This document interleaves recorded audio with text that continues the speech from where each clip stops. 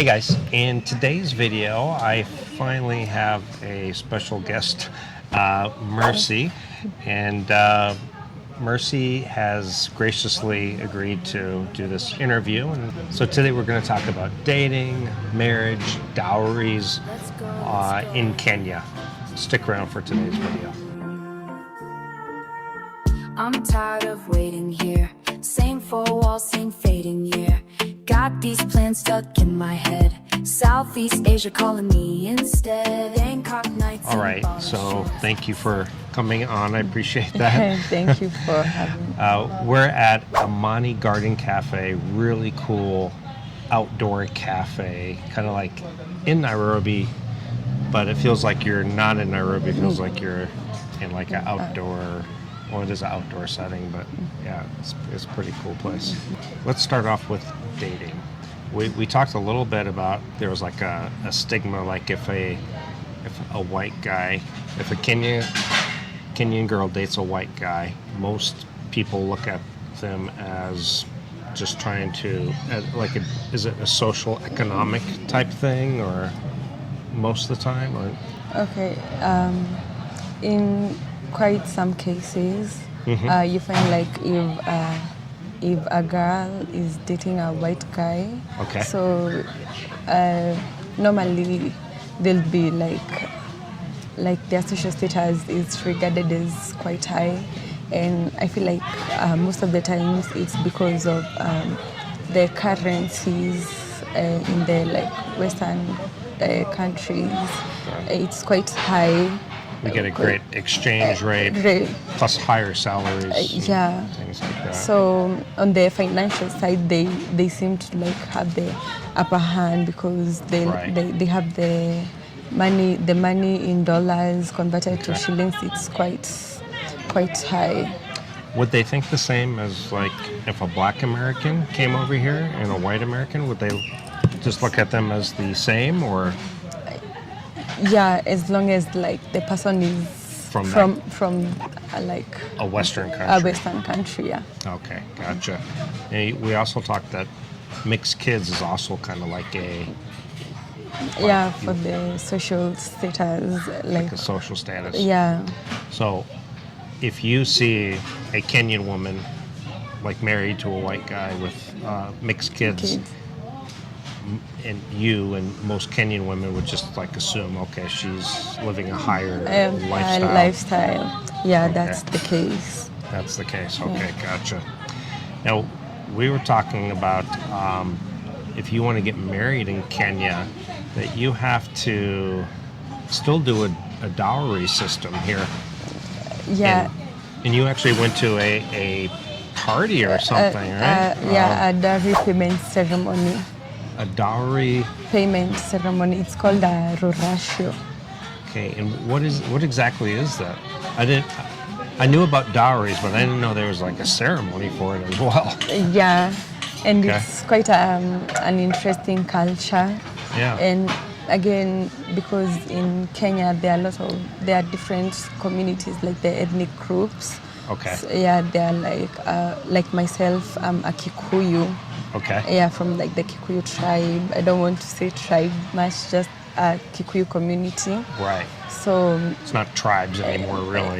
Yeah, it's Yeah. So like from my community Kikuyu, it's like a whole ceremony where the guy goes to the girl's place. The ceremony is held at the girl's place because that's where they it's like buying the girl from. So they buying the girl, but not necessarily because she wants to be with them. Yeah. Right. It's not like forced. It's not forced. Yeah. It's not forced. Just that you have to pay the bride price. The bride price. Yeah. And how is that determined? The bride price. There are a lot of things that determines it.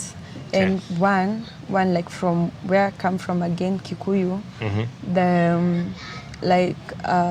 let's say an instance of me and you, like you're the one who wants to marry me. Okay. So first of so we're dating and I want to marry you. I have to go to this ceremony.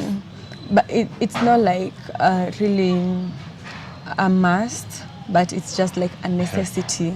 It's How do I find out about the price? Like, at what point I'm going to marry you? At what point do I know how much it's going to cost me? okay. So on an instance of you and me, so you'll first have to find out if my parents, like if my dad did a dowry payment ceremony for my mom, and then that kind of determines the price you'll pay for me. Because if my dad paid a certain amount for my mom, so and you can't go lower than that amount. You'll have to surpass the amount my mom was paid for. Yeah. So you can't go lower than the amount that your father paid for your mother. Yeah. But inflation, right? You should be worth more now because 30 years later. Yeah, but as long as you don't go lower. You just can't go lower. You just can't. Now, is there like a bargaining? Like, do you go back and forth? Hey, I'll give 1 million shilling, and they say no, 1,200,000. Actually, kinda, yeah. Because in the ceremony, so okay, let me just take you through the whole ceremony process. Okay. Yes. So we say like tomorrow is the day. Tomorrow is the day you're coming to my home to like pay. So you'll come with your relatives, your parents, your siblings, the relatives from your mom's side, your mom's siblings and your dad's siblings, because they are used to negotiate. Yeah. Okay. And like some friends from your community. Okay. Then from my side, also my parents, my siblings, my parents' siblings will also have to get ready. Wow. So on that day, you'll have your aunties and my aunties at the gate. So like we're assuming like it's the actual day at the gate of my place, and they'll have to also negotiate a price for the gate to be opened. Wow. Yeah, and so they have these songs going back and forth, like a song saying, no, pay us 2,000 shillings, open the door. But and the aunties not from your side are saying, no, we have 1,000 shillings, please open the gate for us. And no, that back and forth until they come to an agreement. It's either like so there's a lot of singing. Yeah, a lot. I'd already be in trouble because singing is bad. Yeah, and that's like most of the cases. Then they agree on a price or like what items they'll have, and then the gate is opened. Okay. And then they come in, they sing. Now they come to your place. So food is served, and like after you all have lunch, then now the vital part of the day is where the relatives from your side and from my side come together, and now that's where the negotiations start. The amounts. Does this still happen even in 2026? Is this still normal? Yeah, I recently because you recently went to one. Yeah, one. Wow. Yeah. Okay. But what if a guy just doesn't have a lot of money? He comes from a poor background as well, but he's in love with this girl and she's in love with him. Yeah, they'll still have to do like the negotiations, and like he can pay the amount he has. Okay. But then he will have to do another ceremony to finish paying the amount. Like he has to finish paying the amount. Until the money is fully paid, he can't marry her. No, he can like let's say you like don't have the full amount that's being requested, so you can pay like partly. Then like if you're doing a church wedding, you can that's like a go ahead. You can go ahead and do the church wedding. You can go ahead and do the church wedding. You can also go ahead and like maybe have kids, but then you will still get married and have kids, but you still owe the money. Yeah, you still owe the money, and you have to finish paying the money. You have to. So there's a payment plan, guys. Yeah. Yeah. But it's still very common. Yes. Do you think even, because I see a lot of foreigners, a lot of white guys even married to Kenyan women, do you think they had to go through Yeah, Probably. they also have Okay. to go through the process. But in most cases, if like they don't do the whole ceremony, Okay. they still have to negotiate with the parents, like have a sitting, Okay. and during the physical negotiations, the bride is not usually present. She's not present. She's not present. Like Okay. she'll have to be away, like from the conversation. So She's not there to say, "Hey, I'm worth I'm more than that." Come on. Raise the yeah, price up. yeah. Okay. Yeah, and when the money is like paid to the parents of the bride, Okay. the bride should not like use like be like in any contact or with the money, like just the parents and the Just siblings. the parents and the And, siblings. yeah, Okay. and also the siblings, especially the brothers and Okay. the uncles of the bride are Okay. so important in the ceremony because they have to be there and say, yeah, we've allowed you to take our girl. How many Kenyan women do you think would be open to not getting married? Does that happen a lot here? Just maybe living together? Not getting married or like not having their price paid. Not no ceremony, no official marriage, just maybe living together. Does that happen? Is that common? Yeah, quite much. Quite common. So Yeah. that does happen a lot. Yeah. Because in other countries, that's a new thing. A lot of people just aren't getting married anymore. They're just living together. Living together, yeah. So that's I feel happening here like, too. yeah, it's happening here too. Okay. I feel like, but as long as the guy's parents and the girl's parents know and they've conformed to it, Confirmed. yeah, just that.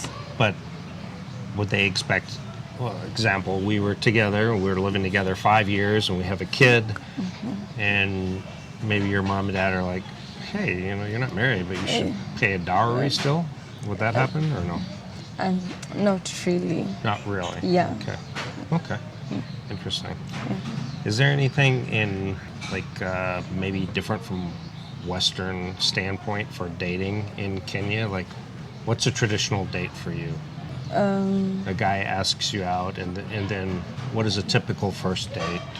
I feel like for most of the cases here, it's just like we probably meet at a concert or at a festival, At a and festival or and something, we, okay. we talk, Okay. we like each other, and then you're like, yeah, I like him, I'd like to be with him. The guy's like, yeah, I like her, I'd like to be with her. You exchange contacts. Okay. Then, yeah,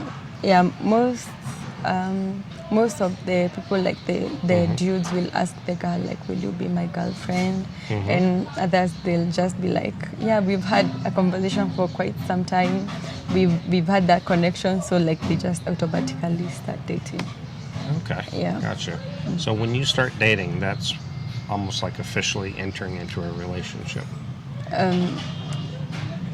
Yeah, I'd say, But you've known each other for a little while. yeah, for a while, you'll find like maybe a month is just enough for like to start dating, and yeah. Okay.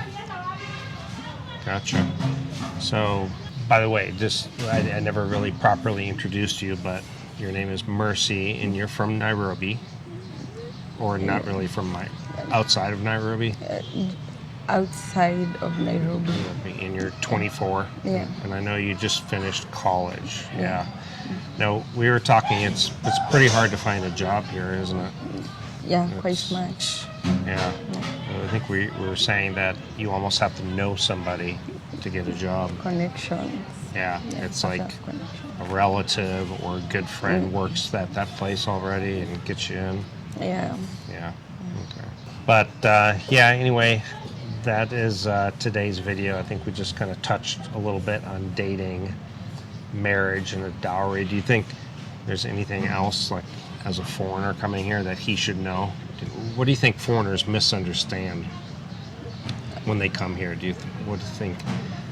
They come to Kenya, and I know I don't know what I thought, but I didn't think it would be as nice, I'll be honest. I thought, and here I am at this beautiful cafe, and there's beautiful malls, and I don't know, for some reason I didn't expect that. Yeah. Do you think there's something that foreigners get wrong about Nairobi or Kenya? Yeah, especially like I'd say not if Africa is large. 54 countries. Yeah. Some people think Africa is like a country. It's not. Yes, they it's do. a continent Yes. with a lot of beautiful countries, and I guess maybe from social media, or I don't know, but most of them probably think that like when they come here, they think they won't find like malls, a really Right. urbanized setup. I will be honest, I had that thought, and then when I got here, I'm like, wow, this mall is amazing. Yeah, I guess like a lot of foreigners don't think much of the urban setup. Right. But then like when they come here, they're shocked. There are really nice small Yes. developments going on. Yeah. Their cities are beautiful, and yeah, I think that's maybe one of the. And for us, like Americans, I can say that we have this misunderstanding of we perceive black girls as like black American girls, which are very different. They're not really even interested in dating white guys, the majority of them. But here, it seems like Kenyan women are open, not just to white guys, but they're open. They're not, they just seem more open and open-minded, I guess. Yeah. Yeah, because I see lots of mixed couples here. Yeah. Seems pretty normal. Yeah, it's quite normal, because I feel like most of the people here, like when you meet a white dude, it's like how you would like meet like someone still from here, and maybe you just get locked in with that person. You like them, they like you back. So Right. yeah. Exactly. So, and also another thing that I didn't expect the level of English. In fact, you probably technically speak more proper English than I do as an American, because you learned the British English, Yeah. which is more proper than my American English. Yeah, I wouldn't say like English is a native language, because it's like not our first, it's not our mother tongue. Sure. But then, like me, when I started kindergarten, like I started learning English from Right at the beginning. right at the beginning, and that's the case to like all schools here. Yes. The education system, like everyone gets to learn English Right. at the beginning. And it's the one thing that, because I lived in Asia so many years, and Asian girls, even if they could speak English, they didn't understand like sarcasm or nuances. And in Kenya, everybody kind of really, they understand sarcasm, they understand their English level is. Yeah, because like in our curriculum, like English is like taught like it's like fully taught well, like in divisions, like in kindergarten, primary, and then we have integrated English in the high school, in upper primary schools, and most of the teachers use English to teach, and so basically it's like almost a native language here in Kenya. Oh, amazing. So anyway, Mercy, I appreciate you being on the channel. Thank you. Yeah, thank you for having me. Thank you guys for watching. By the way, Mercy is on TikTok. If you want to follow her, I will put her TikTok in the description, in the pinned comment. You guys can follow her on TikTok. See you guys in the next video. Ciao. Same four walls, same fading year. Got these plans stuck in my head. Southeast Asia calling me instead. Bangkok nights and Bali shores. Sick of dreaming, want something more. Pack your bags, don't hesitate. Gio, let's go before it's too late. Time keeps slipping away from